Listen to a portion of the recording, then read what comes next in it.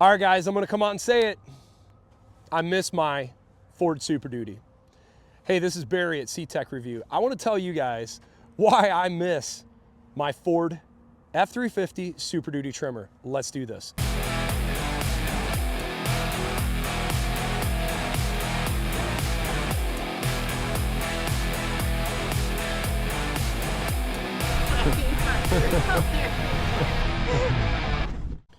Okay, so why would I miss this truck? Well, I do a lot of towing, and this is the time of the year where, as you can see, this truck is filled with snow, where it would be awesome to have a 7,500 pound truck with Goodyear Wrangler Duratracs, heavy, stiff suspension when we're towing thousands of miles in the wintertime in inclement weather, especially the trimmer, for a few reasons. The Goodyear Duratrac tire is phenomenal in the snow and ice. The selectable lockers, front and rear, awesome, absolutely awesome for this nasty weather. The other thing, a little more ground clearance. We were just last week in the Upper Peninsula in Michigan. They had a crap ton of snow. The last day we left, they had 13 inches of fresh snow where we were at. The other thing, what I really miss about the Ford Superduty and the Ford trucks is just some of the towing comforts that are awesome. Let me give you an example. When you have a trailer connected to one of these new Super Duties and you turn your left turn signal on, the center stack display camera will come on showing what the left side of the vehicle looks like, including you could see the blind spot area of your trailer's at. That's an awesome towing feature. I really like that, especially the next step of that is when I'm backing up. There's an option where you can split the screen and you can show left side of the vehicle, right side of the vehicle, the whole entire center stack area. And so I'm backing these trailers into tight spots. I can see down both sides of the truck. Really handy tool for towing. I love that. The other thing, that little step right here in front of the rear wheel, some people hate it. But for guys that are getting in their bed a lot, this is phenomenal. Is the look of this my favorite? No, it's not. But man, is it an awesome option to use, especially these trucks are so tall. I'm 6 foot tall and it's still helpful. And this little step right here is so helpful to getting into the bed of the truck. I use this a lot. It is a great feature. Next thing, talking about towing, what I love. This little loop right here. It's silly little stuff like this that I feel like Ford goes above and beyond. This is for your emergency cable, for your emergency brakes on your trailer. So if you ever lost the trailer connection, comes disconnected from your truck when you're towing, this is a special little eyelet just for your emergency brakes. That is a cool feature. Next feature I really like, and they're not inside of this truck, but the box links in the corner are really great for tie downs, for dirt bikes, four-wheelers, snowmobiles. That is a phenomenal feature as well. This truck was not equipped with the cargo LED in the middle, like that one right there. But that's a great feature when you're hooking up a fifth wheel. It makes it easier for connecting the kingpin. I love that option. What also I miss is beefy rear axle with these overload springs. When we're hooking up trailers and having 1,200 pounds of tongue weight, man, you don't need to run airbags on a truck like that. Where we do on the Ram, or it will sag to the moon. I love that Ford on the trimmer puts the heavy duty rock rail off-road-esque running boards. They're not super helpful for helping someone get in the vehicle because the height is kind of at a goofy height. Whereas if we look at trucks that are a standard step, that step comes down quite a bit lower, but it also hurts your off-road clearance. But that's actually a much better step for getting in and out of the vehicle. But why I like these is just the protection of debris that comes off your tires. It hits the bottom of that instead of destroying the side of your truck. I like that a lot. The other thing I would miss is that stiff suspension when towing. Man, it is just really comforting knowing when you have a heavy duty truck towing and you're right on that fence where you don't really need a heavy duty, that extra safety factor is welcomed. And I do miss that for this time of the year towing. Next, huge interior on these Super Duties.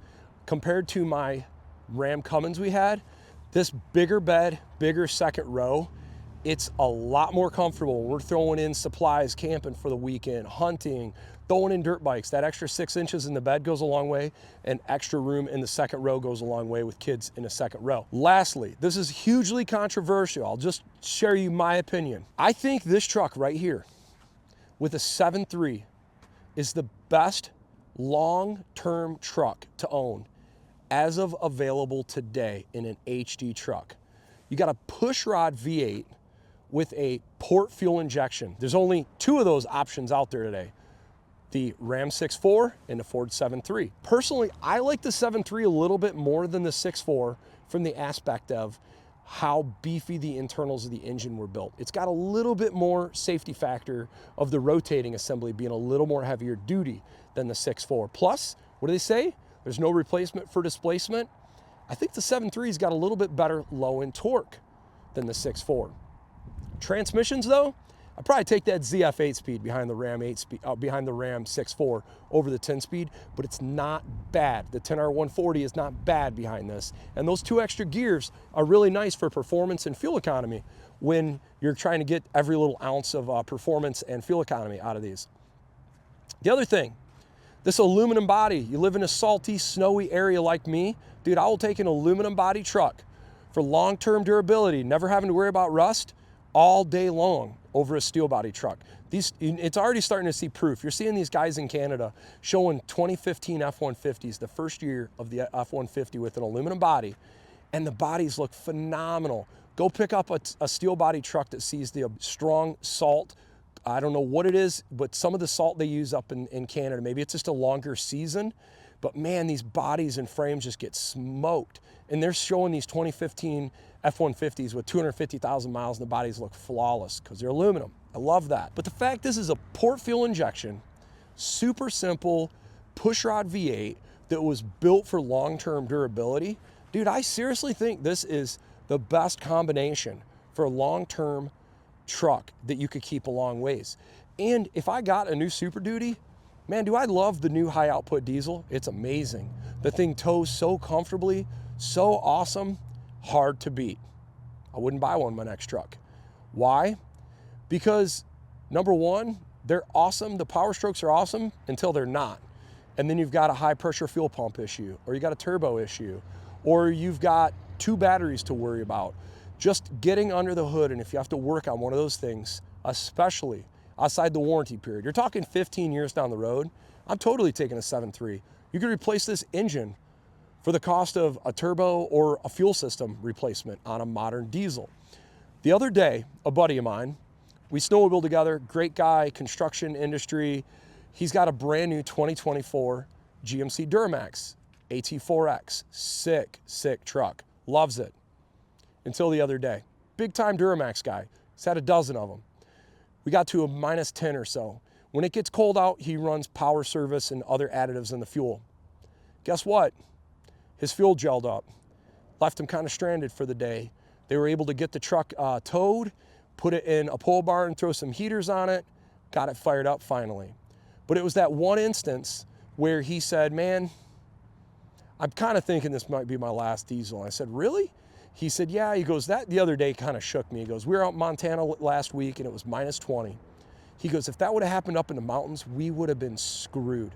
Will I always love the performance of a diesel? Yup. Do I need it? Nope. I can haul 10,000 pounds all day long with any of these gasser trucks and they can do it. And I don't have to worry about the diesel issues of fuel gelling or expensive fuel filters and just all of that. I love diesel engines. I've only owned one heavy duty F-250 with a gas engine, and it was a 2005 with a 5.4 3-valve Triton, and it was lackluster at best. But since then, there's good engines out, like this one, or like the 6.8, or like the Ram 6.4, or like GM's L8T 6.6. These new gas engines have bridged the gap where you don't really need a diesel anymore. And this will be an argument point where I know some of you guys will be upset with me. Hear me out, and I talk about this from another perspective. I don't think you get your money back on a diesel anymore. I don't think the math makes sense. Back in the day when it was a $5,000 option, and later on, say 10 years later, you go to sell the truck, you get every bit of that $5,000 back, if not more money. Now, it's $13,000 for the high output diesel over a 7.3 or 12 grand more. I don't think you're ever gonna get that $12,000 back. And if you don't, if you're looking at it from an ROI standpoint and you're trying to say, what puts the most money in my pocket? I don't think it's gonna be diesel. You're gonna get fuel savings, but at a cost of adding DEF, more expensive maintenance, all the stuff that comes with a diesel. I've ran the analysis, I've owned the gas, I've owned the diesels. I'm going gas next time because I think it makes more sense. Plus, this cold weather, man, I love how much quicker a gas engine warms up. Plus another thing, I love how you don't have any lag in a natural aspirated V8. You press the throttle pedal, it goes. It's not gonna have 1,200 pound-feet of torque, but it's gonna go immediately. There's no turbo to boost. Add a little inventory picture here. Lots of 150s available. Holy cow. Lots of XLTs, a ton of XLTs. Not many Lariats, not many high trim platform. Some power boost, I've noticed a few. What about the Super Duty? What's Super Duty look like? I think we got about 20 here. Maybe 25. Guys, that's basically it. That's wild.